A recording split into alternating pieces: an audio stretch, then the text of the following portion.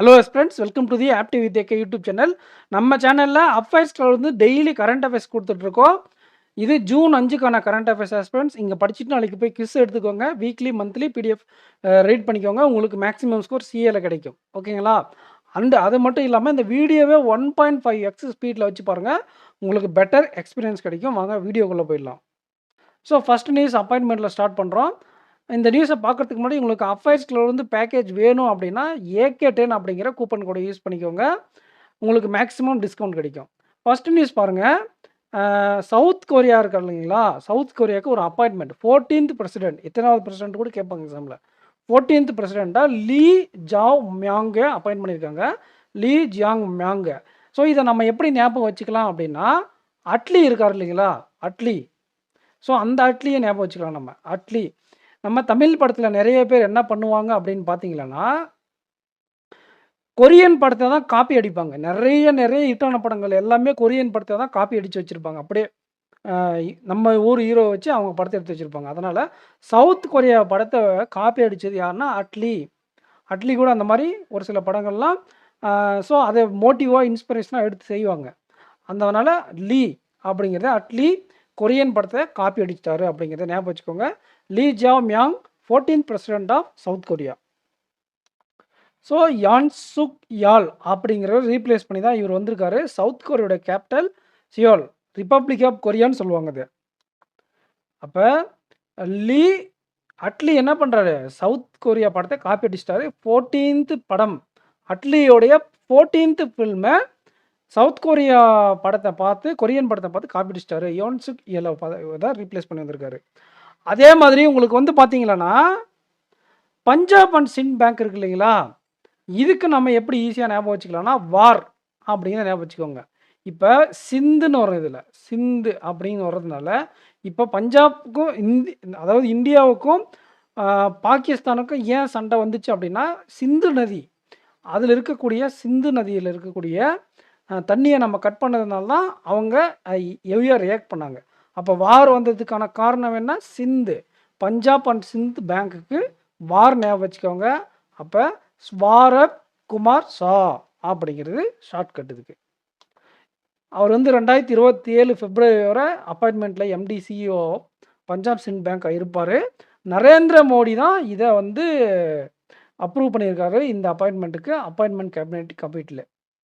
So State Bank of India அப்படிங்கிற ஒரு bank இருக்குது. அதுக்கு ஸ்டீஃபன் ஸ்காஃபரை வந்து அப்பாயிண்ட் பண்ணியிருக்காங்க. ஓகேங்களா? சிஇஓவா. இதுக்கு முன்னாடி இருந்தவர் திலீப் குமார். இதுக்கு எப்படி ஷார்ட்கட்டாக ஞாபகம் வச்சுக்கலாம் அப்படின்னா, டஸ்ட்டு புண்ணு அடிப்பட்டா அது மாதிரி டஸ்ட்டு பட்டுச்சுன்னா செப்டிக் ஆகிடும். ஸோ சேஃபாக இருங்க.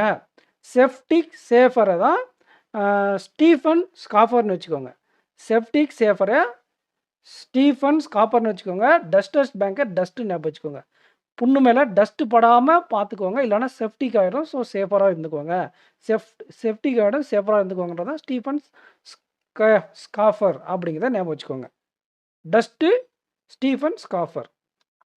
ஸோ இந்த அப்பாயின்மெண்ட் பார்த்து இல்லைங்களா, பஞ்சாப் சிண்ட் பேங்க்குக்கு. அவர் இதுக்கு முன்னாடி பஞ்சாப் நேஷ்னல் பேங்க்கில் எக்ஸிக்யூட்டிவ் டைரக்டராக இருந்திருக்காரு. அந்த டஸ்டஸ்ட் பேங்க் அப்படிங்கிறது வந்து பார்த்திங்கன்னா ஃப்ராங்க்ஃபுர்ட் ஜெர்மனியை சேர்ந்த ஒரு பேங்க்கு. அதோடைய இந்தியா டிவிஷனுக்கு தான் இந்த அப்பாயின்மெண்ட் பண்ணியிருக்காங்க.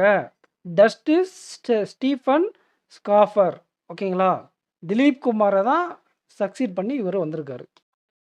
குளோபல் கேப்பபிலிட்டி சென்டர் டஸ்டஸ்ட் பேங்க் ஆஃப் இந்தியாவுக்கு தான் இவங்க சிஇஓவாக அப்பாயிண்ட் பண்ணியிருக்காங்க. அடுத்த டாபிக் போயிடலாம் ஃப்ரெண்ட்ஸ். வீடியோக்கு லைக் பண்ணாமல் தான் லைக் பண்ணிக்கோங்க. AK10 அப்படிங்கிற கூப்பன் கூட பர்ச்சேஸ் பண்ணும்போது மறக்காமல் யூஸ் பண்ணிக்கோங்க. வீடியோக்கு லைக் பண்ணியிருப்பீங்கன்னு நினைக்கிறேன். நேஷ்னல் அஃபேர்ஸு இப்போ பார்க்க போகிறோம். முக்கியமான நியூஸு. வீடியோ ஃபுல்லாக பாருங்கள். இந்த hand notes daily CA content PDF இருக்கும். டெய்லி ஸ்கூப் அது பேர். Only available for paid content. ஓகேங்களா? அது 81வது ஆனுவல் ஜென்ரல் மீட்டிங் நடக்குது ஃப்ரெண்ட்ஸ். எதுக்கு? IATA இன்டர்நேஷ்னல் ஏர் டிரான்ஸ்போர்ட் அசோசியேஷன். ஓகேங்களா? 81வது ஆனுவல் ஜென்ரல் மீட்டிங் நடக்க போகுது. அதோடு சேர்ந்து இன்னொரு சம்மிட்டும் உடனே 2 சைமல்டேனியஸாக நடக்குது. இது ஜென்ரல் மீட்டிங், ஆனுவல் ஜென்ரல் மீட்டிங்கு. ஒரு சம்மிட்டும் அது என்னென்னா வேர்ல்டு ஏர் டிரான்ஸ்போர்ட் சம்மிட். அப்போ இன்டர்நேஷ்னல் ஏர் transport அசோசியேஷனுடைய annual general மீட்டிங்கும் world air transport சம்மிட்டும் நடக்குது. எங்கே அப்படின்னு பார்த்தீங்கன்னா நம்ம ஊரில் தான் நடக்குது. நியூ டெல்லியில் பாரத் மண்டபம் கன்வென்ஷன் சென்டர் நியூ டெல்லியில் தான் நடக்குது. இதை ஹோஸ்ட் பண்ணது யார்? இப்போ இந்தியாவில் நடந்தால் இந்தியா சார்பாக எடுத்து ஹோஸ்ட் பண்ணியிருப்பாங்க இல்லையா, ஹரியானா, குருகிராம் ஹரியானா ஹெட் குவார்ட்டர்ஸ் கொண்ட இண்டிகோ கம்பெனி தான் எடுத்து நடத்துது. அப்போ இந்த IATA and world air transport சம்மிட்டை நடத்துனது யாருன்னா இண்டிகோ கம்பெனி. எங்கே நடந்துச்சுன்னு கேட்டால் நியூ டெல்லி. இந்த meeting 81st annual general meeting. ஓகேங்களா? இப்போ வந்து பார்த்தீங்கன்னா இதில் அப்பாயின்மெண்ட் எல்லாம் கூட பண்ணியிருக்காங்க ஃப்ரெண்ட்ஸ். இப்போ நடந்த இந்த மீட்டிங்கை, ஓகேங்களா, இந்த ஐஏடிஏ ஆனுவல் மீட்டிங்கை இப்போ இண்டிகாவுடைய சிஇஓ ஆல்சோ ஐஏடிஏவுடைய சேர்மன், இந்த 2 போஸ்டிங்கும் இருக்கக்கூடிய பீட்டர் எல்பர்க் அவர் தான் சேர் பண்ணுறாரு. இனாகரேட் பண்ணது நம்ம நரேந்திர மோடி. இந்த மீட்டிங்கை சேர் பண்ணது யாருன்னா பீட்டர் எல்பர்ஸ். இவர் தான் இப்போதைக்கு ஐஏடிஏவுடைய போர்டு கவர்னர். ஓகேங்களா, அதை சேர் பண்ணக்கூடிய சேர்மன். அதே மாதிரி சிஇஓ இண்டிகோவும் இவர் தான். அதனால தான் இண்டிகோ கம்பெனி இதை எடுத்து நடத்திருக்கு. அடுத்து இன்னொரு முக்கியமான விஷயம் என்னென்னா, இந்த ஐஏடிஏவுடைய கரண்ட் சேர் தான் இவர். இப்போ புதுசாக நியூவாக ஒரு சேரை அப்பாயின்ட் பண்ணுறாங்க. இந்த மீட்டிங்லாம் டிசைட் பண்ணியிருக்காங்க. அவர் பேர் என்னன்னு பார்த்தா லூயிஸ் கால்கோ. இந்த லூயிஸ் கால்கோவை தான் upcoming new chair of IATA. இப்போ தலைமை எடுத்து நடந்தார் இல்லையா பீட்டர் எல்பர்ஸ், இவருடைய போஸ்டிங் இன்னும் கொஞ்ச நாள் முடிஞ்சிடும். அவர் முடிஞ்சு வெளியே போனதுக்கப்புறம் இந்த லூயிஸ் காலேகோ இவர் வந்து அடுத்த new chair for IATA board. இது இந்த மீட்டிங்கெல்லாம் நடந்திருக்கு. அவர் யாருன்னா ஐஏஜி இன்டர்நேஷ்னல் ஏர்லைன்ஸ் குரூப்போடைய சிஇஓவாக இருக்கார். இப்போ கரண்ட் இருக்கிறவர் இண்டிகோடைய சிஇஓ. இப்போ வரப்போகிறவர் இந்த ஐஏஜியோடைய சிஇஓ. இவர் தான் இனிமேல் நியூ சீஃப் ஃபார் ஐஏடிஏ. இதுக்கு தான் தெளிவாக இவ்வளோ நேரம் நான் சொல்கிறேன். ஓகேங்களா, 2 பேர் இப்போ சேர். இப்போ இவர் போயிடுவார் இன்னும் கொஞ்ச நாளில். இவர் வரப்போகிறவர், ரைட்டு. அப்புறம் என்ன பண்ணுறாங்கன்னா 50 ஏர்போர்ட் பை 2030க்குள்ளே இந்தியா கொண்டு வரதுக்கு பிளான் பண்ணியிருக்காங்க. இதனால் 350க்கும் மேற்பட்ட ஏர்போர்ட்டை 2047க்குள்ளே ரீச் பண்ணிடுவாங்க அப்படின்னு சொல்லியிருக்காங்க. ஓகேங்களா, 30க்குள்ளே 50 ஏர்போர்ட்டை ஆட் பண்ணணும். அதே மாதிரி 350 airport by 2047, scale up 350 airport by 2047 அப்படின்னு சொல்லியிருக்காங்க. அது ஏன் சார் 2047 சொல்கிறீங்கன்னா, நம்ம பிரைம் மினிஸ்டர் மோடி என்ன பண்ணியிருக்காருன்னா போல்டு விஷன் ஒன்று ரிலீஸ் பண்ணியிருக்காரு. அது பேர் என்னென்னா ஏவியேஷன் விஷன் 2047. இது வந்து விக்சித் பாரத் விஷன் அதுக்கு கீழே வரும். புரிஞ்சுதுங்களா? ஸோ முக்கியமான பாயிண்டெல்லாம் சொல்லியாச்சு. ஈவெண்ட் என்ன ஈவெண்ட்டு எங்கே நடந்துச்சு, டெல்லியில் யார் எடுத்துன்றது இண்டியோடைய சேர்மனான பீட்டர் எல்பர்ஸ் தான் இதை எடுத்து நடத்துகிறாரு. அடுத்த ஐஏடிஏவுடைய சேர்மனாக லூயிஸ் காலர் அப்பாயின்ட் ஆகியிருக்காங்க. 2030க்குள்ளே 50 ஏர்போர்ட்டு, 350 ஏர்போர்ட் 2047க்குள்ளே வரணும். ஏன்னா ஏவியேஷன் விஷன் 2047ன்னு ஒன்று இந்தியா லான்ச் பண்ணியிருக்கு. ஓகே, இந்த பீட்டர் எல்பர்ஸ் அப்படி போனதுக்கப்புறம் சக்சீடு. இந்த அப்பாயின்மெண்ட்டை பற்றி பேசுகிறாங்க, லூயிஸ் காலை பற்றி பேசுகிறாங்க. 83வது சேர்மன் மீட்டிங்கு தான் 81வது மீட்டிங்கு. சேர்மன் போஸ்டிங்கு இந்த ஐஏடியோடைய சேர்மனாக 83வது தடவை. இந்த மீட்டிங் தான் 81 தவிர சேர்மனோடைய இப்போ இருக்கிறது 82nd சேர்மன் இந்த பீட்டர் எல்பர்ஸ். இப்போ தலைமை எடுத்து நடத்தினார்களே அவர். இவர் போனதுக்கப்புறம் வரக்கூடிய லூயிஸ் காலோன்றவர் 83rd சேர்மன். ஸோ இப்போ நம்ம அங்கே பேசணும் தான் அங்கே இருக்கோம். அங்கே மிஸ் பண்ண ஒரு சில இன்ஃபர்மேஷன் அங்கே இருக்குது, அதெல்லாம் நம்ம பார்த்துக்கலாம். ஏர்லைன் இண்டஸ்ட்ரி இருக்குது இல்லைங்களா ஸ்பென்ஸ், அதோடைய ஃபினான்ஷியல் அவுட்லுக்கே ஐஏடிஏ ரிலீஸ் பண்ணியிருக்கு. அதோடைய நெட் ப்ராஃபிட் எவ்வளோ இருக்குன்னா 36 பில்லியன் இருக்குது 2025ல். 36 பில்லியன் நெட் ப்ராஃபிட். ஓகேங்களா, ஏர்லைன் இண்டஸ்ட்ரியிலேருந்து. அதே மாதிரி டோட்டல் ட்ராவலர் வந்து பார்த்திங்கன்னா 4.99 பில்லியனுக்கு இன்க்ரீஸ் ஆகிருக்கு. 4% increasing from 2024. Air cargo volume இருக்குது இல்லைங்களா, அது 69 மெட்ரிக் டன். இதுவும் 0.6% லாஸ்ட் இயரை விட இன்க்ரீஸ் ஆகிருக்கு. நமக்கு இந்த வேல்யூ மட்டும் பார்த்துக்கினா போதும். டோட்டல் ட்ராவலர் 4.99 பில்லியன். அதே மாதிரி total air cargo volume 69 metric ton. அடுத்த இந்த மீட்டிங் இருக்குது இல்லைங்களா, ஆனுவல் ஜென்ரல் மீட்டிங் இப்போ 81st நடந்துச்சு. 82nd பிரேசில்ல ரியோ டே ஜனரியோ அந்த இடத்துல நடக்க போகுது 2026ல். அடுத்த வருஷம் 2026ல் ஜூன் மாதம் பிரேசில்ல நடக்க போகுது 82nd மீட்டிங். இப்போ நடந்தது 81st மீட்டிங். புரிஞ்சுதுங்களா? அது ஹோஸ்ட் பண்ணக்கூடியது அவங்க ஊர் லாத்தம் ஏர்லைன் குரூப் எஸ்ஏ அப்படிங்கிற ஒரு கம்பெனியை சொல்லியிருக்காங்க.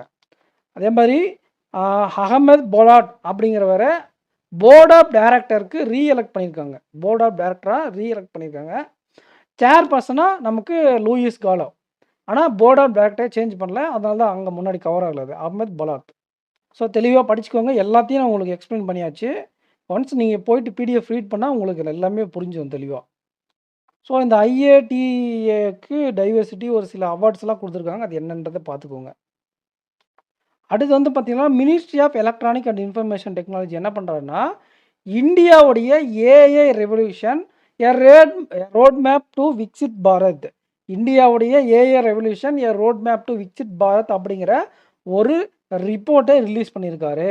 இதன்படி என்ன பண்ணுறாங்கன்னா அட்லீஸ்ட் குறைஞ்சது 1 மில்லியனா 10 லட்சம் ஸ்கில்டு ஏஏ ப்ரொஃபஷனல் தேவை பை 2026. அடுத்த வருஷத்துக்குள்ள 10 லட்சம் பேருக்கு மேற்பட்ட ஏஏ படித்த ப்ரொஃபஷனல்ஸ் தேவை, ஏஏல ஒர்க் பண்ணக்கூடிய ப்ரொஃபஷனல்ஸ் தேவை அப்படிங்கிறத மென்ஷன் பண்ணியிருக்காங்க. இந்தியாவுக்கு மட்டுமே 10 லட்சம் பேர் தேவை ஏஏ ப்ரொஃபஷனல்ஸ் 2026க்குள்ளே. ஓகேங்களா? இந்த ரிப்போர்ட் அதை சொல்லுது. இந்தியாவுக்குன்னு ஒரு ஆம்பிஷன் இருக்குது ஹஸ்பண்ட்ஸ்.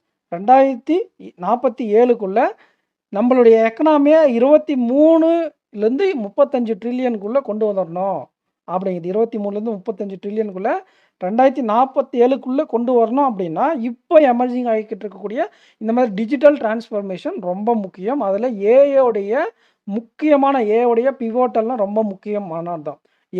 ஏஐயோடைய முக்கியமான ரோல் இருக்குது அப்படின்னு சொல்கிறாங்க. ஓகேங்களா?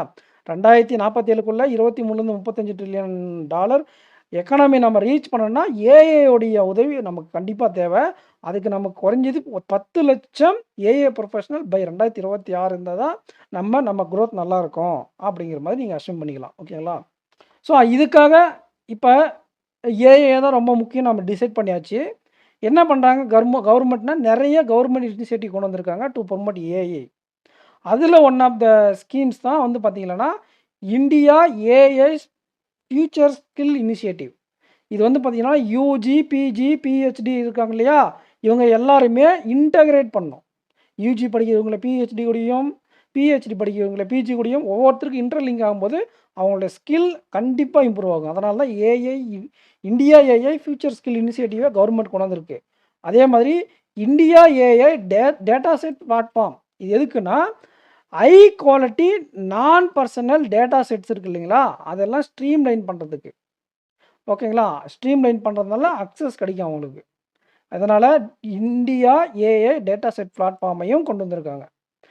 ஏன்னா இந்த டேட்டா செட்ஸ் இருக்கு இல்லையா, நான் பர்சனல் டேட்டா செட்ஸ் எல்லாம் high quality non personal data செட்ஸை streamline பண்ணுறதுக்காக. அப்புறம் 3 ஏஐ பேஸ்டு சென்டர் ஆஃப் எக்ஸலன்ஸை கொண்டு வந்திருக்காங்க நியூ டெல்லியில். ஓகேங்களா? For health care, agriculture, sustainable cities, அது மாதிரி நிறைய பர்பஸ்க்காக ஹெல்த் கேர், சஸ்டைனபிள் சிட்டிஸ்க்காக நியூ டெல்லியில் மட்டும் 3 ஏஐ பேஸ்டு சென்டர் ஆஃப் எக்ஸலன்ஸை கொண்டு வந்திருக்காங்க.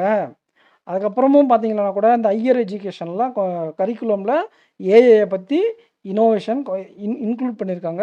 National education policy 2020 encourages curriculum updates include AI, 5G, semiconductor design. இது எல்லாத்தையும் நம்ம ஸ்கூல்லையே இன்க்ளூட் பண்ணணும். நேஷ்னல் எஜுகேஷன் பாலிசியில் ஸ்கூல் முதல் கொண்டு ஹையர் எஜுகேஷன் வர எல்லாத்துலேயுமே இன்க்ளூட் பண்ணணும் அப்படிங்கிறத national education policy also encourage பண்ணுது அப்படின்னு சொல்லியிருக்காங்க. Shift from STEM to STEAM அப்படின்றாங்க. ஸ்டெம்னா என்ன? Science and technology, engineering, mathematics. நிறைய டைம் படிச்சிருப்போம், பழைய ஹஸ்பண்ட்ஸ் தெரியும். அது கூட இந்த ஆர்ட்ஸையும் சேர்த்துருக்காங்க. Science, technology, engineering, arts, mathematics. ஸ்டீம்லேருந்து ஸ்டெம்லேருந்து ஸ்டீமுக்கு கன்வெர்ட் ஆக போகிறாங்க. இப்போ ஆர்டிஃபிஷியல் இன்டெலிஜென்ஸு ஸ்கூல்லையும் காலேஜஸ்லையும் கொண்டு வர போகிறாங்க. 3 centre of excellence, India AI data set platform, India AI future skill initiative, இதெல்லாம் கொண்டு வந்திருக்காங்க. எதுக்கு? ஏஐயை ப்ரொமோட் பண்ண. அப்போ தான் நம்ம 2047க்குள்ளே 23லேருந்து 35 ட்ரில்லியன் எக்கானமியை அச்சீவ் பண்ண முடியும். யூஎஸ்டி டாலர் அச்சீவ் பண்ண முடியும். குறைஞ்சது நமக்கு 10 லட்சம் ப்ரொஃபஷனல் ஏஐ பேஸ்டு ப்ரொஃபஷனல் 2026க்குள்ள தேவை. இது எல்லாத்தையும் சொல்லக்கூடியது தான் இந்த report. India's AI revolution A road map to Viksit Bharat. இதை ரிலீஸ் பண்ணது யாருன்னு கேட்பாங்க. இவ்வளோ படிச்சுட்டு யார் ரிலீஸ் பண்ணாங்கன்னு தான் கொஸ்டின்லேயே கேட்பாங்க. அது யாருன்னா ministry of electronic information technology. So யார் நம்ம ministry of electronic information technology? Ashwini Vaishnaw. அவர் வந்து ஒடிசாவை சேர்ந்த ராஜ்யசபா எம்பி, ராஜ்யசபா மெம்பர். ஒடிசாவில் இருக்கக்கூடிய ராஜ்யசபா மெம்பர் அஸ்வினி வைஷ்ணவ் தான் ministry of electronic information technology. So நான் இப்போ சொன்னது இங்கே முக்கியமான பாயிண்ட் மட்டும் கொடுத்துருக்காங்க, அங்கே நம்ம எலாபரேட்டாக பண்ணோம். அண்ட் அது மட்டும் இல்லாமல் all India council for technical education என்ன பண்ணியிருக்காங்கன்னா ஒரு 16% ரைஸ் பண்ணியிருக்காங்க.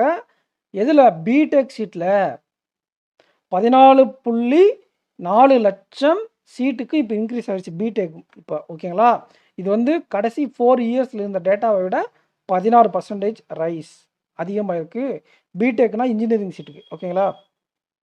ஸோ இந்த ரிப்போர்ட்டை நல்லா ஞாபகம் வச்சுக்கோங்க. ரிலீஸ் பண்ணது ministry of electronic information technology. So வீடியோக்கு லைக் பண்ணிக்கோங்க ஹஸ்பண்ட்ஸ். நெக்ஸ்ட் நியூஸ் போகலாம். மினிஸ்ட்ரி ஆஃப் ஹெவி இண்டஸ்ட்ரீஸ் என்ன பண்ணுறாங்க அப்படின்னு பார்த்தீங்கன்னா, scheme to promote manufacturing of electric passenger cars. அதே தான் இந்த SPMEPCIன்னு கொடுத்துருக்காங்க. Scheme to promote manufacturing of electric passengers cars in India. ஓகேங்களா? பேசஞ்சர் காரை எலக்ட்ரிக்காக கொண்டு வரணும், அதே மேனுஃபேக்சர் பண்ண ஒரு ப்ரொமோட் பண்ணுறதுக்காக ஒரு ஸ்கீம். இதை ரிலீஸ் பண்ணது மினிஸ்ட்ரி ஆஃப் ஹெவி இண்டஸ்ட்ரீஸ். ஓகேங்களா? ஸோ குளோபல் இது எதுக்காகனா, இன்னொரு டார்கெட் வந்து இந்தியாவுடைய பொசிஷன் வந்து பார்த்திங்கன்னா குளோபலாக மேனுஃபேக்சரிங் அப் ஃபார் எலக்ட்ரிக் வெஹிக்கிளாகவும் இருக்கணுமா. அதுக்காக தான் இந்த எலக்ட்ரிக் வெஹிக்கிள் மேனுஃபேக்சரிங்கை ப்ரொமோட் பண்ணணும்னு இந்தியா கவர்மெண்ட் விருப்பப்படுது. அதுக்காக சில கைட்லைன்ஸை மினிஸ்ட்ரி ஆஃப் ஹெவி இண்டஸ்ட்ரீஸ் கொண்டு வந்திருக்காங்க. அதாவது இதை நம்ம நேற்று நியூஸில் கூட படித்தோம். 2070க்குள்ள நெட் ஜீரோ எமிஷன். இன்னொன்று படித்தோம், என்னது 2047 நினைக்கிறேன். கமெண்ட் செக்ஷனில் கமெண்ட் பண்ணுங்கள். நெட் கார்பன் எமிஷன் வேறு, ஜீரோ எமிஷன் வேறு. ஓகேங்களா? ஸோ இந்த ஈவியை மேனுஃபேக்சர் பண்ணணும்னா நிறைய கைட்லைன்ஸ் கொண்டு வந்து, இப்போ இந்த கைட்லைன்ஸு, இது பேரே கைட்லைன்ஸ் தான். அந்த கைட்லைன்ஸ் என்ன சொல்லுது அப்படின்னு பாருங்கள். இப்போ கம்ப்ளீட்லி பில்டு யூனிட்ஸ் வந்து பார்த்திங்கன்னா இம்போர்ட் பண்ணுவாங்க இல்லைங்களா, அவங்களுக்கு 15% தான் கஸ்டம் டியூட்டி இருக்குமா. இதோட அதிகமாக இருக்கும். Up to 35,000. ஓகேங்களா? வேல்யூ ஆஃப் 35,000 USD இருக்கு இல்லைங்களா. Cost insurance freight value of 35,000 USD. அதுக்கு வந்து பார்த்திங்கன்னா மினிமம் 35,000 USD CIF இருக்கக்கூடிய 4 வீலர்ஸ்க்கு, அதுவும் எலக்ட்ரிக் 4 வீலர் தான். ஓகேங்களா? இவங்களுக்கு வந்து பார்த்திங்கன்னா இம்போர்ட் பண்ணுவாங்க. கம்ப்ளீட்லி பில்ட் பண்ண யூனிட்டு இங்கே இம்போர்ட் பண்ணுவாங்க. அதுக்கு இந்த அளவுக்கு இன்சூரன்ஸ் இருந்தால் உங்களுக்கு 15% தான் custom duty for period of 5 years. யாருக்கு இது? எலக்ட்ரிக் வெஹிக்கிள் மேனுஃபேக்சரருக்கு. நம்ம கார் வாங்குறவங்களுக்கு கிடையாது. மேனுஃபேக்சர் அந்த காரை இங்கே இம்போர்ட் பண்ணால் அவங்க டியூட்டி கட்டணும். 5 வருஷம் வரைக்கும் உங்களுக்கு 15% தான்ப்பா டியூட்டி கம்மியாக. ஏன்னா ஈவியை என்கரேஜ் பண்ணுறதுக்காக கம்மி பண்ணியிருக்காங்க டியூட்டியை. புரியுதுங்களா? அடுத்து நீங்கள் இங்கே இன்வெஸ்ட்மெண்ட் பண்ணுறீங்க அப்படின்னா அட்லீஸ்ட்டு நீங்கள் குறைஞ்சபட்சம் 4,150 கோடி, அதாவது 500 மில்லியன் USD அளவு குறைஞ்சபட்சம் நீங்கள் இங்கே இன்வெஸ்ட்மெண்ட் பண்ணணும். ஈவி மேனுஃபேக்சரிங் ஃபெசிலிட்டிஸ் இந்தியாவை ஸ்டார்ட் பண்ணணும்னா அப்ரூவ் பண்ணுறதுக்கு கண்டிப்பாக நீங்கள் 4,150 கோடிக்கு மேலே இன்வெஸ்ட்மெண்ட் பண்ணணும். அதே மாதிரி இந்த பிளான்ட்டை வந்து அப்ரூவ் பண்ண 3 வருஷத்தில் நீங்கள் ஸ்டார்ட் பண்ணிடணும் மேனுஃபேக்சரிங்க அப்படின்னு சொல்லியிருக்காங்க. ஓகேங்களா? மினிமம் இன்வெஸ்ட்மெண்ட் பாடையை பார்த்தாச்சு, இந்த டேக்ஸ் எக்ஸம்ஷனும் பார்த்தாச்சு. அதுக்கப்புறம் வந்து பார்த்திங்கன்னா இந்த ஸ்கீம் வந்து பார்த்திங்கன்னா குறைஞ்சபட்சம் 8,000 யூனிட் பர் இயர் அளவுக்கு இந்த ரெடியூஸ்டு கஸ்டம் டியூட்டி நம்ம சொன்னோம் இல்லைங்களா, அதை வந்து அலோவ் பண்ணுமா. ஓகேங்களா? மேக்ஸிமம் 8,000 யூனிட்ஸ் பர் இயர் அப்படின்னு சொல்லியிருக்காங்க. ஓகே, இந்த வருஷம் 8,000 யூனிட்டுக்கு முடியல, ஒரு 6,000 யூனிட் தான் இதில் கஸ்டம் டியூட்டி கம்மி பண்ணியிருக்காங்க அப்படின்னா, ரெடியூஸ் ஆகாத மீதி இருக்கக்கூடிய 2,000 என்ன ஆகுனா அடுத்த வருஷத்துக்கு கேரி ஆகிடும். அன்யூட்டிலைஸ்டு ஆனுவல் இம்போர்ட்டை அடுத்த வருஷத்துக்கு கேரி அவுட் ஆகும்னு சொல்லியிருக்காங்க. ஸோ தெளிவாக உங்களுக்கு கதையாக புரிஞ்சிருக்குன்னு நினைக்கிறேன். இது வந்து பார்த்தீங்கன்னா இந்த ஒரு report scheme to promote manufacturing electric passenger cars in India release பண்ணது மினிஸ்ட்ரி ஆஃப் ஹெவி இண்டஸ்ட்ரீஸ். 2070க்குள்ளே நெட் ஜீரோ எமிஷன் வரணுன்றதுக்காக இது அலைன் ஆகும். இந்த ஸ்கீமை மார்ச் 2024 அனௌன்ஸ் பண்ணாங்க. இதில் 15% டேக்ஸ் அளவு தான் போடுறாங்க. 35,000 வரை இன்சூரன்ஸோடு வரக்கூடிய 4 வீலர்ஸ்க்கு மினிமம் இன்வெஸ்ட்மெண்ட் 4,150 கோடியாக இருக்கணும். அதே மாதிரி 8,000 யூனிட் பர் இயர் அளவுக்கு இந்த கஸ்டம் டியூட்டி ரெடியூஸ் பண்ணி கொடுக்குறாங்க. இதுவும் இல்லாமல் இன்னும் சில இதெல்லாம் இருக்குது. ஓகேங்களா, கீ கைட்லைன்ஸ் எல்லாம் முக்கியமானது 1-2 மிஸ் பண்ணியிருக்கோம், அது நம்ம பார்க்கலாம் வாங்க. இங்கே இன்வெஸ்ட்மெண்ட் பண்ணுறது தான் 4,150 கோடி. பட் அந்த மேனுஃபேக்சரிங் கம்பெனி வந்து பார்த்தீங்கன்னா ஆனுவல் ஆட்டோமேட்டிவ் ஃபீல்டில் ரெவன்யூ எவ்வளோ இருக்குன்னா பர் இயர் 10,000 கோடி, மினிமம் 10,000 கோடி இவங்க ரெவன்யூ எடுத்துருக்கணும். அதே மாதிரி fixed asset based minimum fixed அசட்டு பேஸ் இருக்கு இல்லையா, ஃபிக்ஸ்டு அசட் பேஸு அசட் வந்து ஃபிக்ஸ் பண்ணி வைப்பாங்க சிலதெல்லாம் செலவு பண்ணாமல், அது வந்து 3,000 கோடி இருக்கணும். ஃபிக்ஸ்டு அசட் பேஸ் 3,000 கோடி இருக்கணும். ரெவன்யூ வந்து பார்த்தீங்கன்னா 10,000 கோடி இருக்கணும். அசட் 3,000 கோடி, 10,000 கோடி ரெவன்யூ இருந்தால் தான் மினிமம், அவ்வளோ இருந்தால் தான் அந்த கம்பெனிக்கு மேனுஃபேக்சரிங் பண்ண அலோவ் பண்ணுவாங்க. ஸோ இந்த கைட்லைன் அப்படிங்கிறது எலக்ட்ரிக் வெஹிக்கிள் மேனுஃபேக்சர் பண்ணுறவங்களுக்கான இன்வெஸ்ட்மெண்ட் கைட்லைன்ஸ். இது இம்போர்ட் டியூட்டியில் ஒரு 15% குறைச்சிருக்காங்க ஃபார் 5 இயர்ஸ். 35,000 வரை இன்சூரன்ஸ் கவர் ஆகக்கூடிய வண்டிகளுக்கு. அதே மாதிரி 4,150 கோடி இருந்தால் மட்டும்தான் மேனுஃபேக்சர் பண்ண முடியும். 8,000 per unit per year, 8,000 units per year வரை இந்த ரெடியூஸ்டு டேக்ஸ் வந்து இருக்கும். இன்னொன்று சொல்கிறாங்க பாருங்கள், கம்பெனி ஸ்டார்ட் பண்ணி 3 வருஷத்துக்குள்ளே டொமஸ்டிக் வேல்யூ அடிஷன், இது வந்து ஃபாரின் கம்பெனி இங்கே வந்து இன்வெஸ்ட்மெண்ட் பண்ணுவாங்க இல்லைங்களா, டொமஸ்டிக் பொருளுடைய பார்ட்டிசிபேஷன் 25% இன்க்ளூட் ஆகிடணுமா. அதேமாதிரி 5 இயர்ஸுக்குள்ளே 50% டொமஸ்டிக் வேல்யூ அதில் இன்க்ளூட் ஆகிடணும் அப்படின்னு சொல்லியிருக்காங்க. ஸோ இந்த நியூஸ் உங்களுக்கு தெளிவாக புரிஞ்சிருக்குன்னு நினைக்கிறேன். டாப் ஹையஸ்ட் டைம் கன்சியூமிங் 2 நியூஸும் நம்ம பார்த்தாச்சு. இனிமேல் பார்க்கக்கூடிய நியூஸை வேகமாக பார்த்துடலாம். மினிஸ்ட்ரி ஆஃப் ஹெவி இண்டஸ்ட்ரி வந்து பார்த்தீங்கன்னா ஹெச்டி குமாரசாமி, ஹெவி ஹெச்டி ஞாபகம் வச்சுக்கோங்க. ஹெச்டி குமாரசாமி, மண்டையா கர்நாடகா. ஹெவியாக எடுத்து மண்டையை மேலே போட்டுருவோம் அப்படின்னு கூட ஞாபகம் வச்சுக்கோங்க. இவருடைய தொகுதி மண்டையா கர்நாடகா. ஹெச்டி குமாரசாமி அதாவது நம்மளுடைய மினிஸ்ட்ரி ஆஃப் லேபர் மன்சுக் மண்டையாவா என்ன பண்ணுறாருன்னா அர்பன் அடா 2025 நியூ டெல்லியில் லான்ச் பண்ணுறாரு. எதுக்காக இதை லான்ச் பண்ணுறாங்க அப்படின்னு பார்த்தீங்கன்னா ஒன்றும் இல்லை, இது வந்து பார்த்தீங்கன்னா மல்டிபிள் பர்பஸ். அர்பன் அடாங்கிறது ஒரே ஒரு பர்பஸ் கிடையாது, மல்டிபிள் பர்பஸ். யூத் அடா, சைக்கிளத்தான், அப்புறம் சில புக்ஸ் எல்லாம் லான்ச் பண்ணியிருக்காங்க. அதெல்லாம் கம்பைண்டாக நான் எக்ஸ்பிளைன் பண்ணிடுறேன், அதுக்கப்புறம் உங்களுக்கு புரியும். ஓகேங்களா? ஸோ இந்த கான்க்ளேவை யார் ஆர்கனைஸ் பண்ணாங்க அப்படின்னா ராகிரி ஃபவுண்டேஷன், ஐசிசிடி யூஎஸ்ஏ சேர்ந்த ஐசிசிடி, ஹரியானாவை சேர்ந்த குருஜால், இந்த 3 ஆர்கனைசேஷன் தான் இதை வந்து பார்த்திங்கன்னா ஆர்கனைஸ் பண்ணியிருக்காங்க. So urban Adda 2025 conclave new டெல்லியில் இந்தியா அபிடேட் சென்டரில் நடந்துச்சு. ராகி ஃபவுண்டேஷன் நியூ டெல்லி பேஸ் பண்ணதும், அதே மாதிரி யூஎஸ்ஏ பேஸ் பண்ண ICCT international council for clean transportation ஏன் வருதுன்னு நான் அப்புறம் சொல்கிறேன். ஹரியானா பேஸ் பண்ண குருஜால், ஓகேங்களா, அது வந்து ஜெர்மனியை சப்போர்ட் பண்ண நாகரம் எஸ்சி ஆல்சோ. ஓகேங்களா? ஸோ இவங்க எல்லாம் சேர்ந்து தான் இதை ஆர்கனைஸ் பண்ணியிருக்காங்க. ஆப்ஷனில் 1, 2, 3ன்னு கொடுத்துட்டு ஆல் அந்த மாதிரி கூட கொடுப்பாங்க. இந்த கொஷினை என்னென்ன பண்ணாங்க, எதுக்காக கொண்டு வந்தாங்கன்னு பார்ப்போமா. இவங்க இந்த அர்பன் அடா எதுக்குன்னா இந்த கிளைமேட் ரெசிலியன்ட் சிட்டிஸ் கொண்டு வரணும், gender equality, mobility, clean air, water, waste management, inclusive transport. நான் சொன்னேன் இல்லைங்களா, இந்த அர்பன் அடாங்கிறது ஒரு பர்பஸ் கிடையாது, மல்டிபிள் பர்பஸ். ஓகேங்களா? இது எல்லாத்துக்கும் கம்பைன் பண்ணி தான் இந்த ஒரு கான்க்ளேவை நடத்துனாங்க. யார் இது நடத்துனது? லேபர் மினிஸ்டர் மன்சுக் மண்டையாவா. புரியுதுங்களா? சரி, என்னென்ன பண்ணாங்க அப்படின்னு பார்க்கலாங்களா?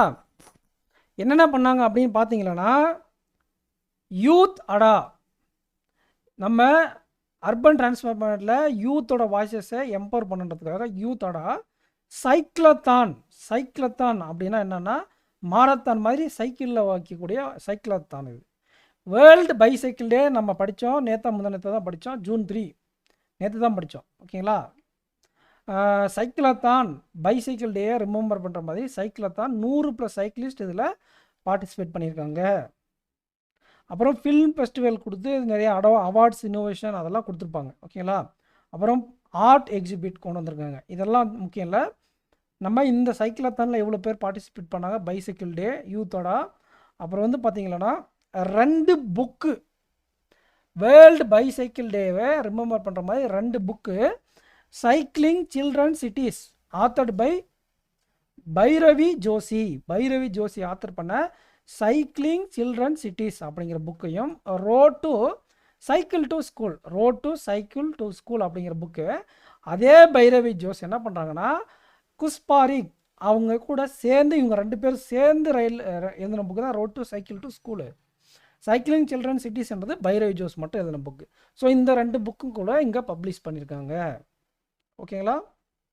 இந்த ஐசிசிடி தானே இதை ஆர்கனைஸ் பண்ணாங்க, ஒன் ஆஃப் த கம்பெனியா. அதோடைய ஹெட் குவார்ட்டர்ஸ் பாருங்கள், வாஷிங்டன் யூஎஸ்ஏ. ஸோ இது ஒன்றும் இல்லை, இந்த அடா அர்பன் அடா கான்க்ளேவ் நியூ டெல்லியில் நடந்திருக்கு. லேபர் மினிஸ்டர் ஓப்பன் பண்ணி வச்சுருக்காங்க. இதில் நிறைய இனிஷியேட்டிவ் இருக்குது. அதில் யூத் அடா, சைக்கிளத்தான், 100+ சைக்கிளிஸ்ட் பார்ட்டிசிபேஷன், சைக்கிள் போல்ட் பைசைக்கிள் டே ஜூன் 3 முன்னிட்டு ஒரு 2 புக்ஸு லான்ச் பண்ணியிருக்காங்க. ஸோ இதெல்லாம் தான் இதோடைய ஹைலைட்ஸ். அக்ரிகல்ச்சர் இனோவேஷன் ட்ரைவ் இருக்கு இல்லைங்களா, அதை அக்ராஸ் குளோபல் சவுத்தில் அந்த கொலாபரேஷனை இம்ப்ரூவ் பண்ணுறதுக்காக ஒரு இனிஷியேட்டிவ் கொண்டு வந்திருக்காங்க. அது பேர் என்னன்னா ISSACA. என்னது? ISSACA. இந்த ஐஏ நீங்கள் அப்படியே வச்சுக்கோங்க, centre of excellence for south cooperation in agriculture. இந்த ஐக்கு என்ன மீனிங்னா அது ஒரு இன்ஸ்டியூட். அது பேர் என்னன்னு பாருங்கள். இந்த ICRISAT, இந்த ஐக்கு இது வந்து ஒரு அப்ரிவேஷனு. இந்த ICRI சாட்டுக்கு ஒரு அப்ரிவேஷன் இருக்குது, Indian crops research institute. Indian graph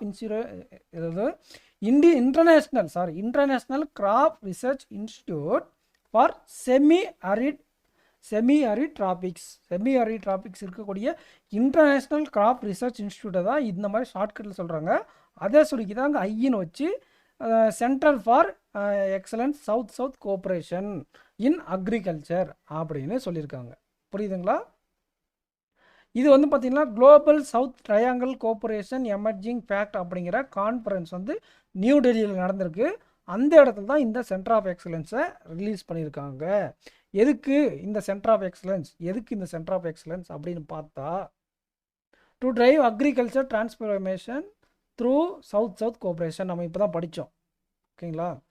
அதே மாதிரி இந்த ICRISAT இவங்களோட சேர்ந்து RIS research information system developing countries, research and information system for developing countries, இவங்களும் இந்த ICRISAT இவங்களும் சேர்ந்து தான் இந்த கான்ஃபரன்ஸை கண்டக்ட் பண்ணியிருக்காங்க.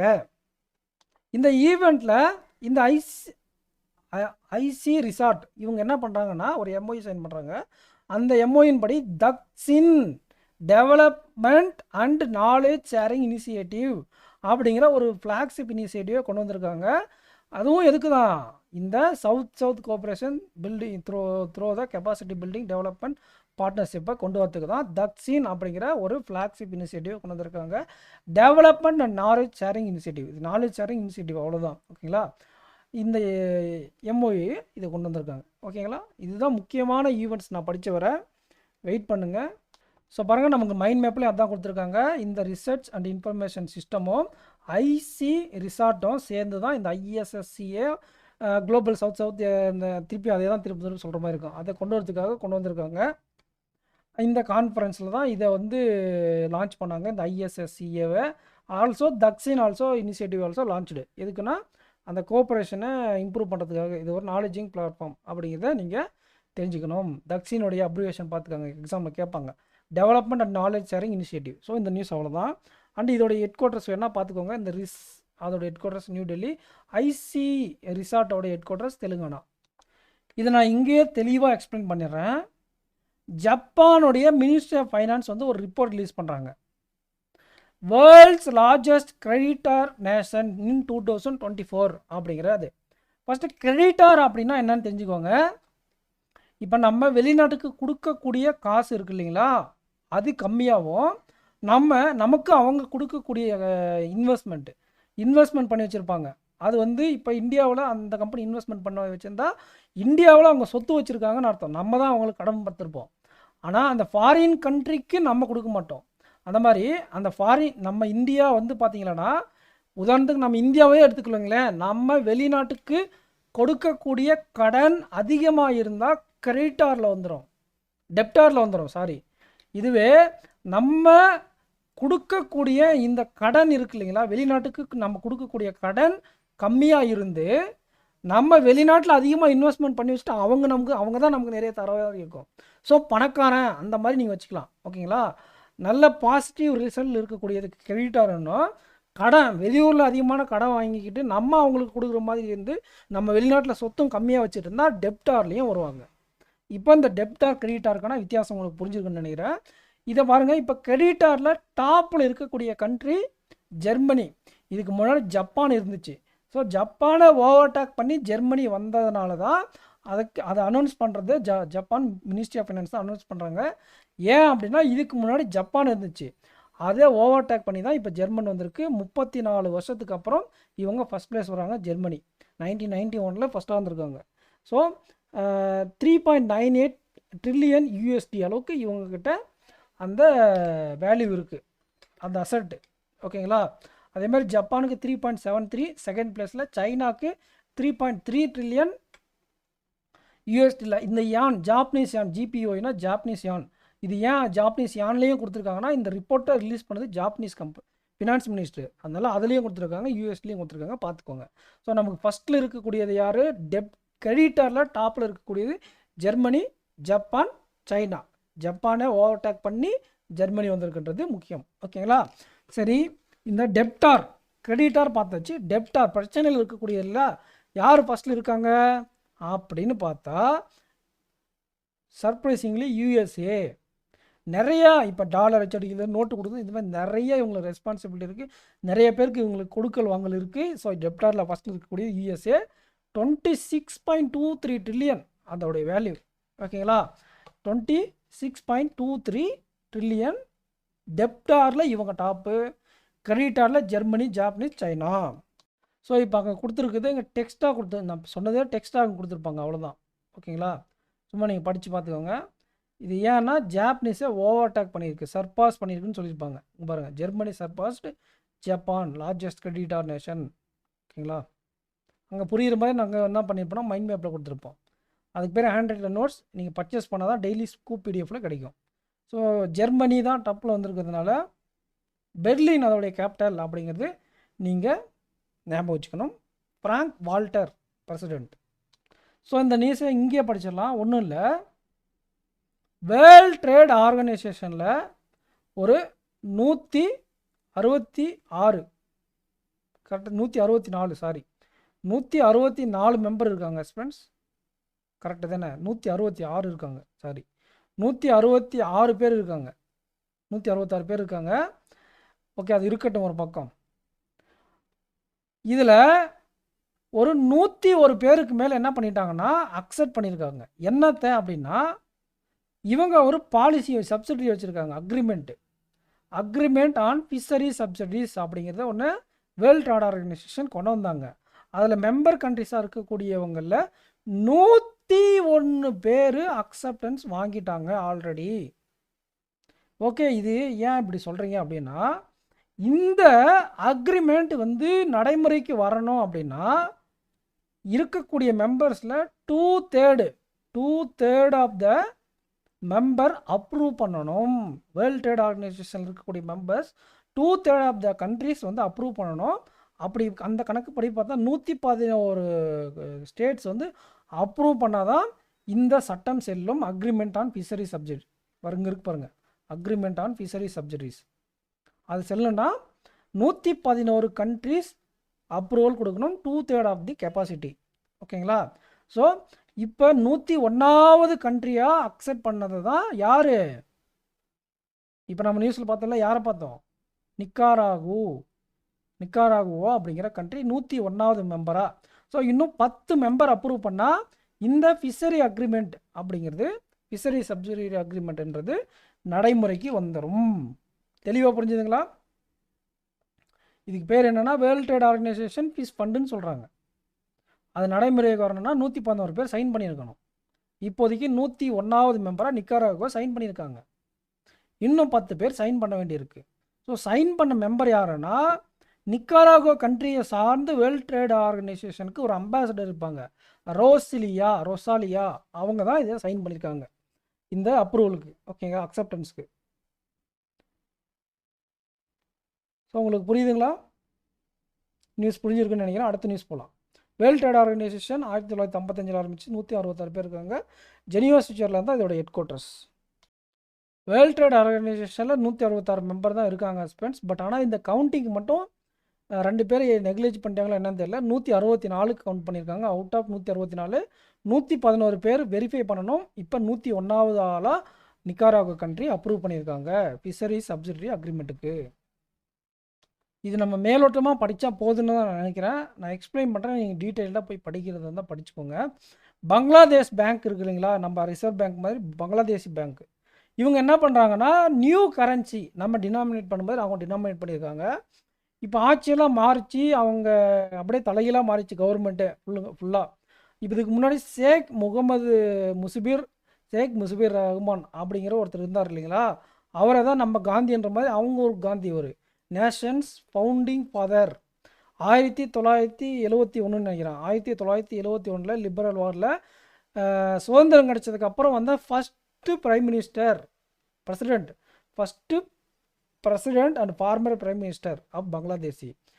இவர் தான் ஃபஸ்ட்டு பிரசிடெண்டாக இருந்திருக்காரு, ஷேக் முசிபிர் ரஹ்மான். இவருடைய போட்டா தான் இப்போ நம்ம ஊரில் காந்தி போட்டா போட்டதே நோட்டு இருக்கும். அந்த மாதிரி இவருடைய போர்ட்ரேட்னு சொல்லுவாங்க, அந்த போர்ட்ரேட்னு சொல்லுவாங்க. இவரோட இமேஜ் தான் வச்சு நோட்டு இருந்திருக்கு. இப்போ ஆட்சியே இவங்க பரம்பரை வாரிசு இருக்கக்கூடாதுன்னு அந்த அம்மாவை அனுப்பிட்டு தான், ஷேக் ரசீனாவை அனுப்பிட்டு தான் இப்போ என்ன பண்ணியிருக்காங்க, புது ஆட்சி ஆரம்பிச்சிருக்காங்க. ஸோ காசில் கூட அவங்க பேர் இருக்கக்கூடாதுன்ட்டு தான் இந்த டினாமினேஷனே நடந்திருக்கு. கம்ப்ளீட்டாக இவங்களுடைய எல்லா இமேஜஸும் எடுத்துட்டாங்க நோட்லேருந்து. 20 ரூபா நோட்டு, இந்த ரூபான்னு சொல்ல மாட்டாங்க, அவங்க ஊர் பேர் டக்கான்னு சொல்லுவாங்க, டாக்கா. அவங்களுடைய காசு பேர் டாக்கா, நம்ம ஊரில் ரூபான்ற மாதிரி பங்களாதேஷிக்கு டாக்கா. அப்போ 20 டாக்கா, 50 டாக்கா, 1000 டாக்கா. அதில் என்னென்ன சிம்பிள் போட்டிருக்காங்க, அவங்க ஊரில் இருக்கக்கூடிய கோயில் சிம்பிளு, இந்த இன்னை ஹெரிட்டேஜ் பிளேசஸ்ஸு, இந்த மாதிரி விஷயங்களை ஒவ்வொன்றுக்கும் ஒவ்வொரு இடத்துல போட்டிருக்காங்க. ஒவ்வொரு நோட்டுக்கு ஒவ்வொன்று போட்டிருக்காங்க. ஸோ அதெல்லாம் நீங்கள் படித்து பார்த்துக்கோங்க. நம்ம என்ன சொல்லலாம் இப்போ அப்படின்னா, ஃபாதர் ஆஃப் த நேஷன், அந்த nation's founding father, first president Sheikh Mujibur Rahman. இதை ஞாபகம் வச்சுக்கோங்க. ஷேக் முசிபிர் ரஹ்மானுடைய போட்டாவே ரிமூவ் பண்ணிட்டாங்க, நியூ கரன்சி கொண்டு வந்திருக்காங்க. அது யாருன்னா Bangladeshi bank, Bangladesh government. So இங்கே டெக்ஸ்ட்டாக இருக்குது பார்த்துக்கோங்க. ஷேக் முசிபிர் ரஹ்மான் அவருடைய போட்டாவே ரிமூவ் பண்ணிட்டாங்க. இப்போ 20 ரூபா, 50 ரூபா, 1000 ரூபா, டக்கா, ரூபாவில் டக்கா. ஸோ இங்கே பாருங்கள், ஒவ்வொரு நோட்டுக்கு என்னென்ன ஆட் பண்ணியிருக்காங்க அப்படிங்கிறது ஹைலைட் பண்ணி கொடுத்துருக்காங்க. ஸோ வீடியோக்கு லைக் பண்ணி வந்தவங்க லைக் பண்ணிக்குவாங்க ஸ்டூடெண்ட்ஸ். பேங்கிங் நியூஸ் போயிடலாம். ஆர்பிஐ ஒரு டேட்டா ரிலீஸ் பண்ணியிருக்காங்க. என்னன்னா, டெபாசிட் க்ரோத்து ஸ்லோவாக இருக்கான். இந்தியாவுடைய பேங்க்கில் இருக்கக்கூடிய டெபாசிட் க்ரோத்து ஸ்லோவாக இருக்குது. 10.6% ரெடியூஸ் ஆகிருக்கு. ஓகேங்களா, 13%லேருந்து 10.6%க்கு ஸ்லோவாக இருக்குது. இது பேங்க் டெபாசிட் க்ரோத்து. ஓகே, போன வருஷம் 13% இந்த க்ரோத், இந்த வருஷம் 10.6 தான் இருக்குது. டேர்ம் டெபாசிட் அப்படின்னா என்ன, ஃபிக்ஸ்டு டெபாசிட், அப்புறம் வந்து பார்த்தீங்கன்னா ரெக்கரிங் டெபாசிட். இது என்ன ஆயிருக்கு அப்படின்னா, largest share of the total deposits வந்திருக்கு. 59.5% இன் ஃபினான்சியல் இயர் 25. டோட்டல் டெபாசிட்டில் டேர்ம் டெபாசிட்டோடைய கவுண்ட் அதிகமாக இருக்குது அப்படின்னு சொல்லியிருக்காங்க. 59.5% கான்ட்ரிபியூஷன். பட் போன வருஷம் 60% இருந்துச்சு, இந்த வருஷம் 59.5 இருந்திருக்கு. எல்லாமே ஃபினான்ஷியல் இயர். ஓகேங்களா. சேவிங் டெபாசிட் வந்து பார்த்தீங்கன்னா 29.1க்கு இந்த term deposit 2 fixed and recurring சேர்த்து 59.5. சேவிங் டெபாசிட் வந்து பார்த்தீங்கன்னா 29.1%. ஓகேங்களா. கரண்ட் டெபாசிட் இருக்குங்களா, அது அப்படியே இருக்குது, ரிமைண்டர் ஸ்டடி 9.8% இருந்துச்சு, இப்பயும் அதே தான் இருக்குது. பட் சேவிங் டெபாசிட் 30.8% இருந்து 29.1 குறைஞ்சிருக்கு. அதே மாதிரி உங்களுக்கு டேர்ம் டெபாசிட் 60% இருந்து என்ன இருக்குது 59.5% குறைஞ்சிருக்கு. இது வந்து ரிலீஸ் பண்ணது யாருன்னா ஆர்பிஐ. இந்த டேட்டா ரிலீஸ் பண்ணது ஆர்பிஐ. ஸோ இந்த பர்சன்டேஜ் வேல்யூலாம் பார்த்துக்கோங்க. அண்டு எக்ஸ்ட்ரா இதுலேருந்து நீங்கள் எக்ஸ்ட்ரா எதனா தெரிஞ்சுக்கணும், இன்னும் நான் டீட்டெயிலாக படிக்கணும் அப்படின்னா இங்கே வந்து பாருங்கள், இதெல்லாம் ரீட் அவுட் பண்ணி பாருங்கள் வெப்சைட்டில் போயிட்டு. ஸோ உங்களுக்கு கிடைக்கும். மேக்ஸிமம் இம்பார்ட்டன்ட் பாயிண்ட் சொல்லியாச்சு. வேணும் எக்ஸ்ட்ரா இன்ஃபர்மேஷன்லாம் வேணும், இந்த ரீஜியன்லேருந்து டெபாசிட் க்ரோத் எல்லாமே நீங்கள் படிக்கணும் அப்படின்னா வெப்சைட்டில் போய் படிச்சுக்கோங்க. ஸோ நிறையா டைம் கன்சியூம் ஆகும். அங்கே இருக்கிறதுல இம்பார்ட்டண்ட் விஷயங்கள் நான் சொல்லிட்டேன். அதே மாதிரி இந்தியன் பேங்க் வந்து பார்த்தீங்கன்னா நான் ரெசிடென்ட் இந்தியன்ஸ்க்காக என்ஆர்இ சேவிங் அக்கௌண்ட்டை லான்ச் பண்ணியிருக்காங்க. ப்ரீமியம் டெபிட் கார்டு வசதியோட, அதாவது ப்ரீமியம் டெபிட் கார்டு வசதி ஒன்றும் ப்ளஸ் என்ஆர்இ சேவிங் அக்கௌண்ட், இது ரெண்டுமே லான்ச் பண்ணியிருக்காங்க Indian bank. Already 2 scheme fixed deposit scheme கொண்டு வந்தாங்க. க்ரீன் அந்த மாதிரி 2 ஸ்கீம் கொண்டு வந்தாங்க இல்லையா, அது என்னன்றதை கமெண்ட் செக்ஷனில் கமெண்ட் பண்ணுங்கள். இப்போ என்ஆர்ஐக்கோசரம் என்ஆர்ஐ ஃபோக்கஸ் பண்ணி என்ஆர்இ சேவிங் அக்கௌண்ட்டு கொண்டு வந்திருக்காங்க. ப்ரீமியம் டெபிட் கார்டு ஆல்சோ கொண்டு வந்திருக்காங்க. 3 கேட்டகரியில் Ind the elite, Ind premium, Ind plus, இந்த 3 கேட்டகரியில் Ind the elite, Ind premium, Ind ப்ளஸில் ப்ரீமியம் டெபிட் கார்டையும் என்ஆர்இ சேவிங் அக்கௌண்ட்னா அவங்க ஏடிஎம் கார்டு கொடுக்கணுங்களா, அதுக்கான டெபிட் கார்டு தான் இது. யாருக்கு? என்ஆர்ஐஸ்க்கு இந்தியன் பேங்க் கொடுத்துருக்காங்க. என்ஆர்ஐ இனிமேல் இங்கேயே அக்கௌண்ட் ஓப்பன் பண்ணி அமௌண்ட் போட்டுக்கலாம். ஓகேங்களா. ஓஇசிடி இவங்க என்ன பண்ணுறாங்க அப்படின்னா ஜிடிபி ப்ரொடக்ஷனை முன் வச்சுருக்காங்க. டேக்கிளிங் அன்சர்டனிட்டி ரிவைவிங் க்ரோத். அவங்கவுங்க ஒரு ரிப்போர்ட் ரிலீஸ் பண்ணுவாங்க, அது அதுக்கு ஒரு பேர் வச்சுப்பாங்க. இவங்க ரிலீஸ் பண்ண இந்த ரிப்போர்ட்டுக்கு பேர் டேக்கிளிங் அன்சர்டனிட்டி ரிவைவிங் க்ரோத். இதில் இவங்க ஜிடிபி சொல்லியிருக்காங்க. இந்தியாவுடைய ஜிடிபி இப்போ நடந்துட்டு இருக்கக்கூடிய ஃபினான்சியல் 26க்கு 6.3, ஃபினான்சியல் 27க்கு 6.4, இன்ஃப்ளேஷன் 4.14. ஸோ ஜிடிபி இந்த ஃபினான்சியல் அடுத்த ஃபினான்சியல், அதே மாதிரி இன்ஃப்ளேஷன் ரெண்டையும் கொடுத்துருக்காங்க, அவ்வளோதான் வித்தியாசம். குளோபல் க்ரோத் இது வந்து கேலண்டர் இயராக கொடுத்துருக்காங்க. போன வருஷம் 3.3, இப்போ நடந்துக்கிட்டு இருக்க வருஷத்துக்கு 2.9. நோமுரா அப்படிங்கிற ஒரு கம்பெனி, நான் சொல்கிறேன் இதை பற்றி, இது வரலாறை பற்றி சொல்கிறேன். அவங்களும் ஜிடிபி ப்ரெடிக்ஷன் முன் வச்சுருக்காங்க ஃபினான்சியல் 26க்கு இந்தியாவுக்கு. ரியல் ஜிடிபி க்ரோத் எவ்வளோ இருக்குன்னா 6.2% இருக்குமா. பட் இதுக்கு முன்னாடி ஃபினான்சியல் 25க்கு இவங்க என்ன சொல்லியிருந்தாங்கன்னா 6.5. இப்போ இந்த ஃபினான்சியல் இயருக்கு 6.2ன்னு சொல்லியிருக்காங்க. நம்ம முன்ன நியூஸ் படிச்சிங்களா ஓஇசிடி, அதோடைய ஹெட் குவார்ட்டர்ஸ் பாரிஸ், ஃப்ரான்ஸு. இப்போ நம்ம படிச்சு இல்லைங்களா நவும்ரா, அவங்க வந்து கொஞ்சம் நாளைக்கு முன்னாடி தான் அவங்க கம்பெனி ஓப்பன் பண்ணாங்கன்னு நினைக்கிறேன். இல்லை 1925லேருந்தே இருக்குது. ஜாப்பனீஸ் கம்பெனி இது. ஜாப்பனீஸில் இருக்கக்கூடிய ரேட்டிங் ஏஜென்சி கம்பெனி டோக்கியோவில் இருக்குது. நவுரா, இந்த பேர் என்ன, Nomura Japanese brokerage firm.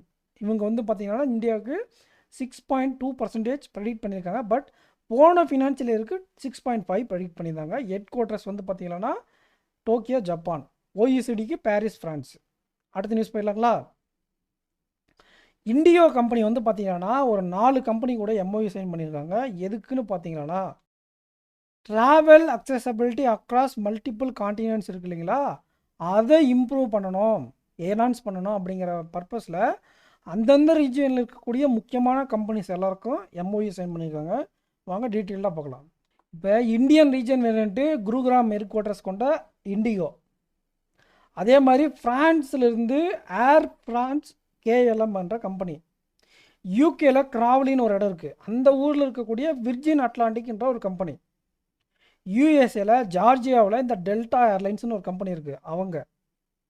So இவங்க எல்லாரும் சேர்ந்து எம்ஓயு சைன் பண்ணியிருக்காங்க. எதுக்கு?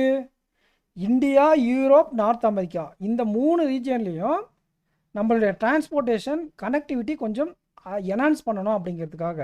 ஸோ ஃப்ரான்ஸ்லேருந்து இந்த கம்பெனி, ஃப்ரான்ஸ் KLM, யூகேலேருந்து விர்ஜின் அட்லாண்டிக்கு, அதே மாதிரி யூஎஸ்லேருந்து டெல்டா ஏர்லைன்ஸ். ஸோ இவங்க எல்லாம் சேர்ந்து இண்டியோ கம்பெனி, நம்ம ஊரில் இருக்கக்கூடிய இண்டியோ கம்பெனி கூட ஒரு எம்ஐ சைன் பண்ணியிருக்காங்க. இந்தியா, யூரோப், நார்த் அமெரிக்காவில் ஒழுங்காக கனெக்டிவிட்டி இருக்கணும் அப்படிங்கிறதுக்காக. ஸோ இந்த ஸ்ட்ராட்டஜிக்கு அது இதுன்னு சொல்லுவாங்க இல்லையா, அதெல்லாம் அங்கே இருக்கும், நீங்கள் பார்த்து படிச்சுக்கோங்க. ஸோ இந்த 30 இந்தியன் டெஸ்டினேஷனுக்கு கஸ்டமர் அக்சஸ் கொடுக்குறாங்களாம்மா. ஸோ சிம்பிளாக இங்கே நியூஸை முடிச்சுட்டாங்க. ஹெட் குவார்ட்டர்ஸ் சொல்லலை, எந்தெந்த ஊர் அந்த கம்பெனிஸ் எதுக்காக அப்படின்னா இந்தியா, யூரோப், நார்த் அமெரிக்காவில் கனெக்டிவிட்டியை என்ஹான்ஸ் பண்ணுறதுக்காக. இது யூகே கம்பெனி கிராவ்லின்ற ஒரு இடம், யூஎஸ்ஏக்கு ஜார்ஜியான்ற ஒரு இடம், ஃப்ரான்ஸுக்கு பாரிஸ்ன்னு நினைக்கிறேன், இண்டிகோவுக்கு ஹரியானா. வெஸ்ட் பெங்காலை சேர்ந்த ஜுவாலஜிக்கல் சர்வே ஆஃப் இந்தியா அப்படிங்கிற ஒரு டீம் இருக்குது. Zoological survey of India, biological survey of இதெல்லாம் வந்து பார்த்திங்கன்னா வெஸ்ட் பெங்கால் கொல்கத்தாவில் தான் இருக்கும். இவங்க என்ன பண்ணுறாங்கன்னா ஒரு தவளையை கண்டுபிடிச்சிருக்காங்க. அமோலோபோஸ் சில்லாங் அப்படிங்கிற ஒரு நியூ ஃப்ராக் ஸ்பீசிஸை கண்டுபிடிச்சிருக்காங்க. அதுக்கு பேர் சில்லாங் கேஸ்கேட் ஃப்ராக்னு சொல்கிறாங்க. ஏன் சில்லாங் கேஸ்கார்டு ஃப்ராகுன்றாங்கன்னா, எங்கே இதை கண்டுபிடிச்சாங்கன்னா சில்லாங் அப்படிங்கிற இடத்துல ஈஸ்ட் காசி ஹில் டிஸ்ட்ரிக்டில் மேகாலயாவில், சில்லாங்கில் ஈஸ்ட் காசி ஹில் டிஸ்ட்ரிக்டில் மேகாலயாவில் 4990 ஃபீட் இன் அர்பன் லேண்ட்ஸ்கேப்பில் ஹை ஆல்டிடியூடில் கண்டுபிடிச்சிருக்காங்க இது. ஸோ டாக்குமெண்டட் இந்த records of zoological survey of இந்தியாவில் இந்த புதுசாக நாங்கள் இதை கண்டுபிடிச்சிருக்கோம் அப்படிங்கிறத பப்ளிஷ் பண்ணியிருக்காங்க, டாக்குமெண்டேஷன் பண்ணியிருக்காங்க. ஸோ இதை பற்றின கீ கேரக்டரிஸ்டிக்ஸ் எல்லாம் கொடுத்துருக்காங்க, படிக்கிறதா தான் படிச்சுக்கோங்க. ஸோ ஜுவாலஜிக்கல் சர்வே சயின்டிஸ்ட் என்ன பண்ணியிருக்காங்க, நியூ ஃப்ராக் வெரைட்டி கண்டுபிடிச்சிருக்காங்க. அது பேர் அமலோபஸ் சில்லாங், அப்படி இல்லைனா சில்லாங் கேஸ்கேட் அப்படின்றாங்க. ஈஸ்ட் காசி ஹில் டிஸ்ட்ரிக்டில் மேகாலயாவில் ஹை ஆல்டிடியூட் 4990 ஃபீட்டில் இதை கண்டுபிடிச்சிருக்காங்க. டாக்குமெண்டேஷனில் என்ன பண்ணாங்க, record of zoological survey of இந்தியாவில் டாக்குமெண்டேஷன் பண்ணியிருக்காங்க. ஸோ ஐபிஎல் ஆஸ்பிரண்ட்ஸ், இது முக்கியமான question. Royal challengers Bengaluru win பண்ணியிருக்கு டைட்டிலை 18 வருஷத்துக்கு அப்புறம். 18வது வருஷத்துக்கு அப்புறம் இல்லை, 18வது எடிஷனில் 18 வருஷம் ஒரு கப்பு கூட அடிக்காமல் இருந்து இப்போ வெறித்தனமாக கப் அடித்தாங்க. செலிப்ரேட் பண்ணுறதுல அது கந்தரகோலம் ஆகிடுச்சு. அது ஓகே, அது வந்து கான்ட்ரவர்சி டாபிக் போயிட்டுருக்கு, கேஸெல்லாம் போட்டிருக்காங்க இப்போ ஆர்சிபி மேலே. ஆனால் ஆர்சிபி 18 வருஷம் ஆச்சு இந்த கப் அடிக்க. பஞ்சாப் கிங்ஸுக்கு எகென்ஸ்டாக இந்த கப் அடிச்சிருக்காங்க. ஸோ நீங்கள் எக்ஸாம் ப்ரிப்பேர் பண்ணுறதுக்கு எவ்வளோ வெறித்தனமாக படிப்பீங்கன்னு தெரியும், எவ்வளோ இவங்களுக்கு எவ்வளோ அந்த தாக்கம் இருந்திருக்கும் பாருங்கள். 18 வருஷம் இவங்க கப் அடி ட்ரை பண்ணி இவங்க பெஸ்ட்டு டீமாக இருப்பாங்க, இருக்கிறதுல பெஸ்ட்டு டீமாக. APD, Chris Gayle, Virat Kohli, இன்னும் சில டாப் பிளேயர்ஸ்லாம் அவங்க டீமில் இருப்பாங்க. எல்லா மிச்சல் ஸ்டார்க், இந்த மாதிரி மிகப்பெரிய பிளேயர்ஸ் எல்லாம் வச்சு கோட் டீமாக இருந்தாங்க. பட் இருந்தாலும் அவங்க கப் அடிக்க முடியாமல் இருந்தாங்க. ஒரு சில வருஷம் தான் டம்மி டீம் வச்சுருந்தாங்களே தவிர மீதி எல்லா சீசன்லையும் அவங்கக்கிட்ட இருந்தது டாப் 10 பிளேயர்ஸ் தான் அவங்கக்கிட்ட இருப்பாங்க. யுஸ்வேந்திர சகால், இந்த மாதிரி மிகப்பெரிய பிளேயர்ஸ் எல்லாம் வச்சுருந்துட்டு கப் அடிக்க முடியல அப்படின்ட்டு ரொம்ப வருத்தத்தில் இருந்தாங்க. 18 வருஷத்துக்கு அப்புறம் கப் அடிச்சிருக்காங்க. ஸோ விடாமுயற்சியோட போராடினா கண்டிப்பாக எதுனாலும் கிடைக்கும். நீங்கள் எக்ஸாமுக்கு இது அப்ளிகேபிள் தான் நமக்கு. ஸோ அதனால தான் இவ்வளோ நேரம் இது பேசுகிறேன். ஸோ 18வது கப்பை ஆர்சிபி அடிச்சிருக்காங்க. பஞ்சாப் கிங்ஸுக்கு எகென்ஸ்டாக அடிச்சிருக்காங்க. ஆல்ரவுண்டர் குர்னால் பாண்டியா நல்லா பவுலிங் போட்டு டிஃபெண்ட் பண்ணுறதுக்கு ஹெல்ப்ஃபுல்லாக இருந்தார். அவருக்கு man of the match award கொடுத்துருக்காங்க.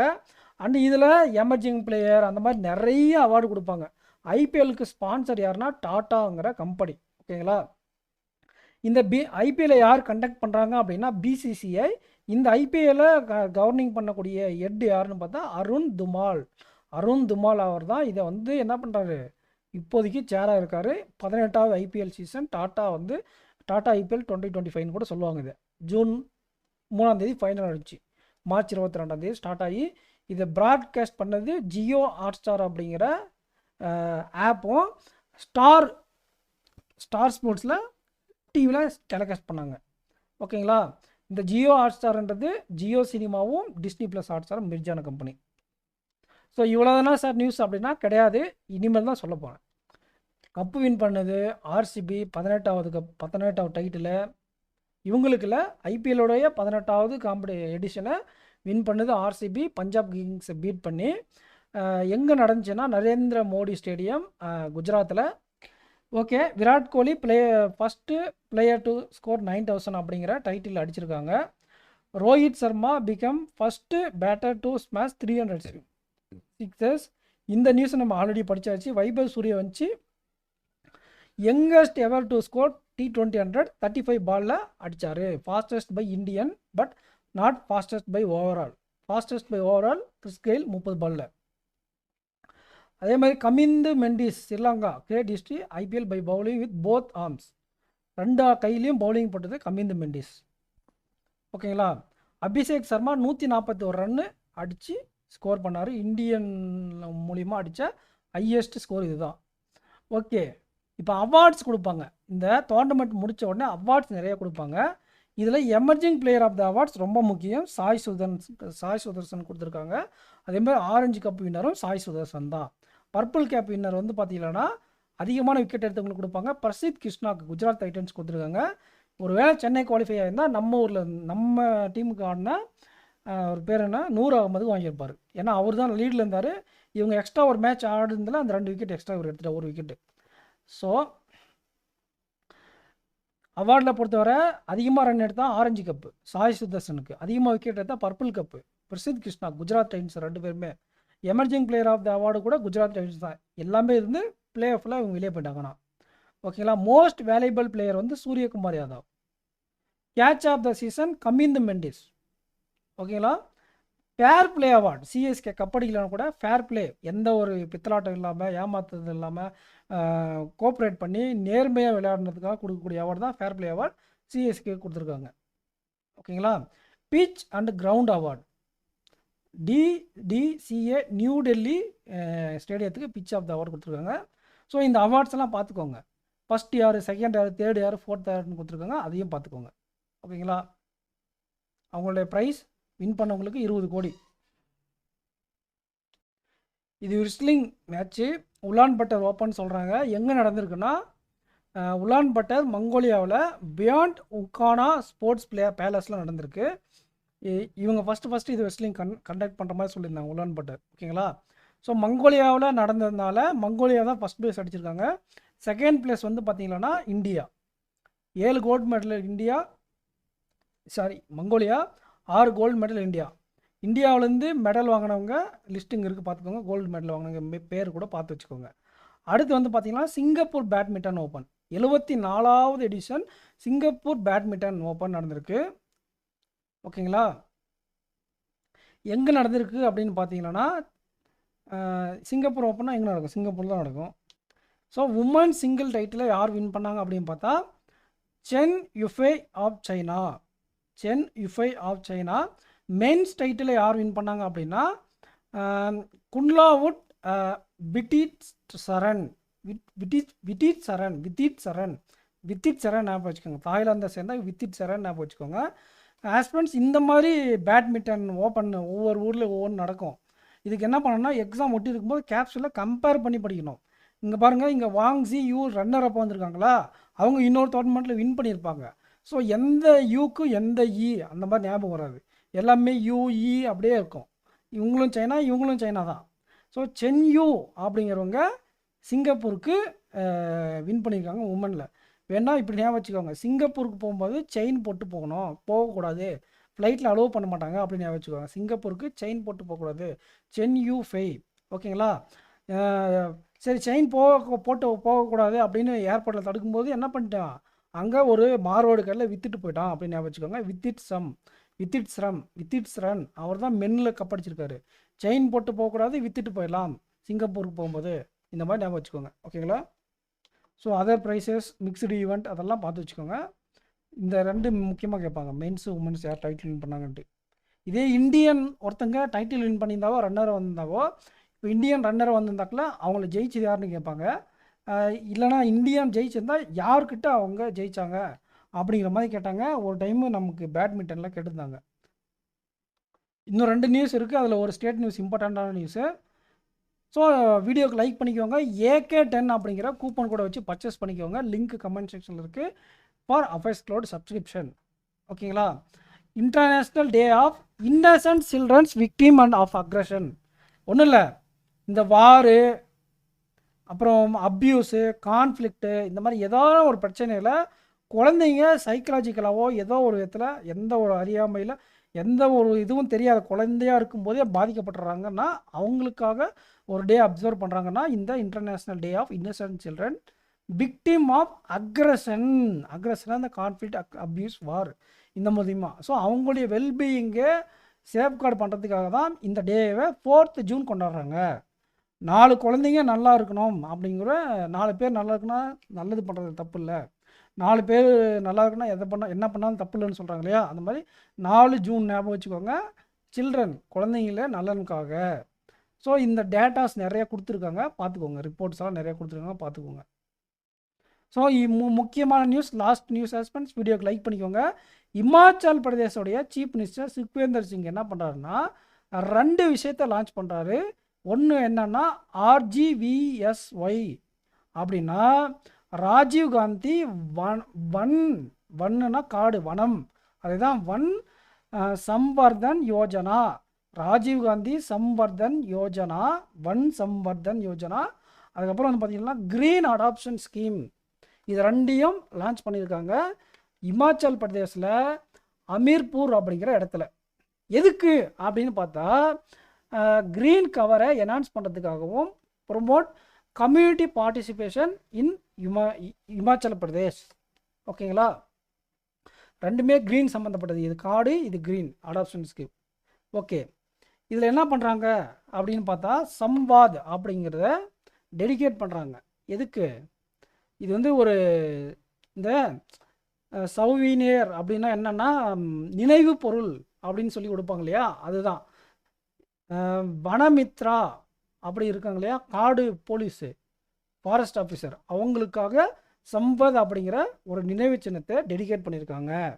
அதுக்கப்புறம் 2 மண்டல்ஸ் அப்படின்றாங்க, மண்டலம் அப்படின்ற மாதிரி 2 மகிழா மண்டல்ஸ் அப்படியே சர்டிஃபைடு பண்ணிடுவாங்க. Plantation activities on 2 hectares of forest land. 2 ஹெக்டரில் 2 ஹெக்டர்னா ஒரு ஹெக்டருக்கு 2.5 ஏக்கரா, அப்போ 5 ஏக்கரா, 5 ஏக்கர் இல்லைன்னா 2 ஹெக்டர் அளவுக்கு பிளான்டேஷன் நெட்டு அதோடைய ஆக்டிவிட்டீஸை மெயின்டைன் பண்ணுறதுக்காக 2 மகிழா மண்டலத்தை சர்டிஃபிகேட் கொடுத்துருக்காங்க. எந்த இடத்துல அப்படின்னா நடுவுன், அமேல்ஹத் and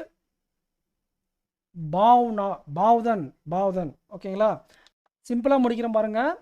Himachal பிரதேசனோட chief minister சுக்வேந்தர் Singh என்ன பண்ணுறாரு, ராஜீவ்காந்தி வன் Samvardhana green adapter scheme launch பண்ணியிருக்காங்க. எதுக்குன்னா க்ரீன் கவரை என்ஹான்ஸ் பண்ணி ப்ரொமோட் பண்ணணும் கம்யூனிட்டி பார்ட்டிசிபேட் இமாச்சல பிரதேசம் அப்படிங்கிறதுக்காக ஒரு சில இனிஷியேட்டிவ்ஸ் எல்லாம் கொண்டு வந்திருக்காங்க.